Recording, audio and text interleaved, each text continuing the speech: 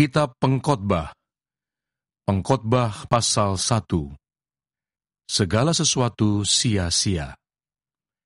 Inilah perkataan pengkhotbah anak Daud, raja di Yerusalem. Kesia-siaan belaka, kata pengkhotbah. Kesia-siaan belaka, segala sesuatu adalah sia-sia. Apakah gunanya manusia berusaha dengan jerih payah di bawah matahari?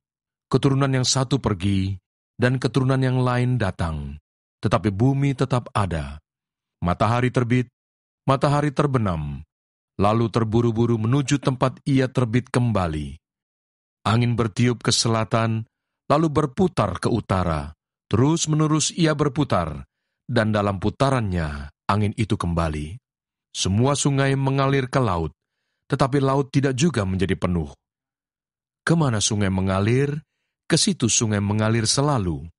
Segala sesuatu menjemukan, sehingga tak terkatakan oleh manusia.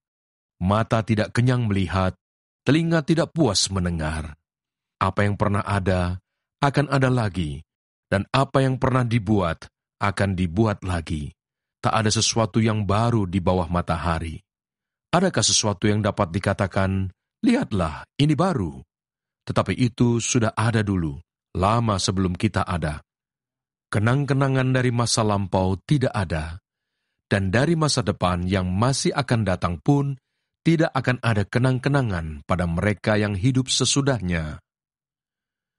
Pengejaran hikmat adalah sia-sia. Aku, pengkhotbah, adalah raja atas Israel di Yerusalem. Aku membulatkan hatiku untuk memeriksa dan menyelidiki dengan hikmat segala yang terjadi di bawah langit. Itu pekerjaan yang menyusahkan yang diberikan Allah kepada anak-anak manusia untuk melelahkan diri. Aku telah melihat segala perbuatan yang dilakukan orang di bawah matahari, tetapi lihatlah, segala sesuatu adalah kesia-siaan dan usaha menjaring angin. Yang bongkok tak dapat diluruskan, dan yang tidak ada tak dapat dihitung. Aku berkata dalam hati, lihatlah, aku telah memperbesar dan menambah hikmat lebih daripada semua orang yang memerintah atas Yerusalem sebelum aku. Dan hatiku telah memperoleh banyak hikmat dan pengetahuan. Aku telah membulatkan hatiku untuk memahami hikmat dan pengetahuan, kebodohan dan kebebalan. Tetapi aku menyadari bahwa hal ini pun adalah usaha menjaring angin, karena di dalam banyak hikmat ada banyak susah hati, dan siapa memperbanyak pengetahuan, memperbanyak kesedihan. Pengkhotbah pasal 2. Hikmat dan kebodohan adalah hal yang sia-sia. Aku berkata dalam hati, mari, aku hendak menguji kegirangan. Nikmatilah kesenangan, tetapi lihat, juga itu pun sia-sia. Tentang tertawa, aku berkata, itu bodoh, dan mengenai kegirangan, apa gunanya? Aku menyelidiki diriku dengan menyegarkan tubuhku dengan anggur. Sedang akal budiku tetap memimpin dengan hikmat, dan dengan memperoleh kebebalan, sampai aku mengetahui apa yang baik bagi anak-anak manusia untuk dilakukan di bawah langit selama hidup mereka yang pendek itu. Aku melakukan pekerjaan-pekerjaan besar, mendirikan bagiku rumah-rumah, menanami bagiku kebun-kebun anggur. Aku mengusahakan bagiku kebun-kebun dan taman-taman, dan menanaminya dengan rupa-rupa pohon buah-buahan. Aku menggali bagiku kolam-kolam untuk mengairi dari situ tanaman pohon-pohon muda. Aku membeli budak-budak laki-laki dan perempuan, dan ada budak-budak yang lahir di rumahku. Aku mempunyai juga banyak sapi dan kambing domba, melebihi siapapun yang pernah hidup di Yerusalem sebelum aku. Aku mengumpulkan bagiku juga perak dan emas, harta benda raja-raja dan daerah-daerah. Aku mencari bagiku biduan-biduan dan biduanita-biduanita, dan yang menyenangkan anak-anak manusia, yakni banyak gundik. Dengan demikian, aku menjadi besar, bahkan lebih besar daripada siapapun yang pernah hidup di Yerusalem sebelum aku. Dalam pada itu, hikmatku tinggal tetap padaku. Aku tidak merintangi mataku dari apapun yang dikehendakinya, dan aku tidak menahan hatiku dari sukacita apapun, sebab hatiku bersukacita karena segala jerih payahku. Itulah buah segala jerih payahku. Ketika aku meneliti segala pekerjaan yang telah dilakukan tanganku, dan segala usaha yang telah kulakukan untuk itu, dengan jerih payah, lihatlah, segala sesuatu adalah kesia-siaan, dan usaha menjaring angin. Memang tak ada keuntungan di bawah matahari.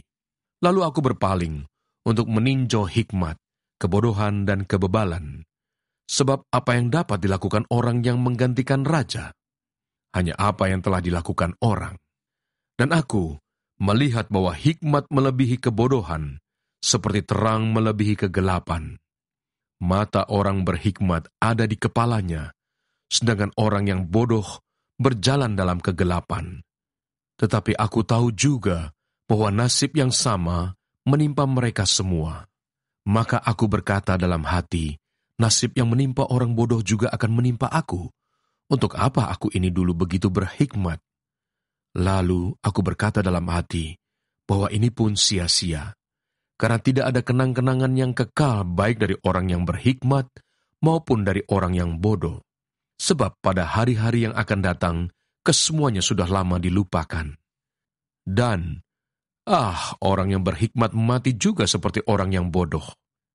Oleh sebab itu, aku membenci hidup, karena aku menganggap menyusahkan apa yang dilakukan di bawah matahari, sebab segala sesuatu adalah kesia-siaan dan usaha menjaring angin.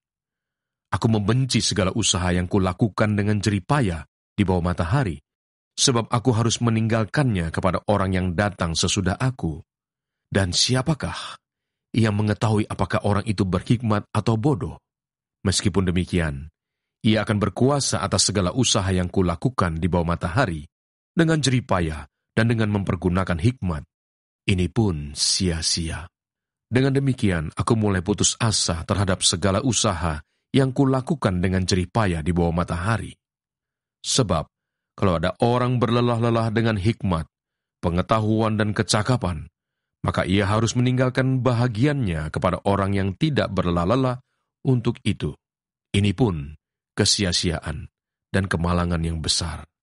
Apakah faedahnya yang diperoleh manusia dari segala usaha yang dilakukannya dengan jerih payah di bawah matahari dan dari keinginan hatinya?